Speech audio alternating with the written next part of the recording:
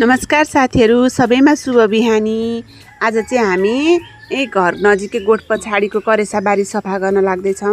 मेरो बुढाले घाँस काट्नुभयो र मैले चाहिँ आज करेलाको तरकारी पकाउनु भनेर कस्तो राम्रो करेला फलेछ हाम्रो आफ्नै बारीमा।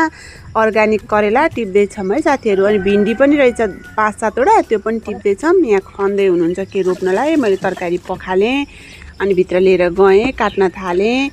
अनि त्यसपछि आगो फुकेँ, आगोमा पकाउने भनेर। यो करेला चाहिँ फ्राई गरेको साह्रै मिठो हुन्छ साथीहरू। भिडियो लास्टसम्म हेर्नु है, आज एउटा सरप्राइज छ नि भिडियोमा चाहिँ तपाईँहरूलाई। अनि त्यसपछि मैले कराई बसालेपछि तेल हालेँ, तोरीको तेल, आफ्नै घरको तोरीको तेल। अनि त्यसपछि यो कराईलाई चाहिँ एकदम राम्रोसँग मजाले फ्राई गर्नुपर्छ, एकदम मिठो हुन्छ, बेस्ट हुन्छ यो करेला। अनि त्यसपछि हरियो खुर्सानी चिरेर हालेँ, मेथी पड्काएँ, जिरा पड्काएँ, हरियो खुर्सानी पड्काएर करेला ओइरिएँ। यो करेला फ्राई चाहिँ अति नै मिठो हुन्छ साथीहरू, खानुपर्छ बेला बेलामा। करेला पनि मुख मिठो बनाउँछ। अनि मेरो बुढाले चाहिँ के गर्न लाग्नु भयो, यो चाहिँ हामी तपाईँहरूलाई सरप्राइज है। के को बिउ बनाउनु लाग्नु भयो, उम्रेपछि देखाउँछौँ है साथीहरू हामी। अनि त्यसपछि मैले करेला फ्राई गरी भ्याएँ। कहाँबाट हेर्नु भएको छ हेर्नु है, सबैजनाले भिडियो लाइक गरिदिनुहोस्, सब्सक्राइब गरिदिनुहोस्, please please please please comment पनि गर्नुहोस् हामीले यो ठाउँबाट हेरेछौँ भनेर।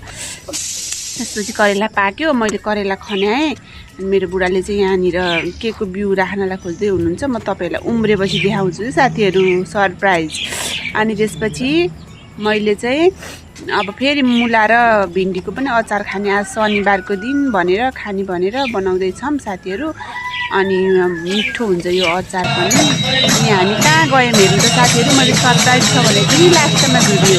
आज हामी शनिबारको दिन क्यामेराहरू भजन हेर्न गयौँ साथीहरू, परिवारै मिलेर।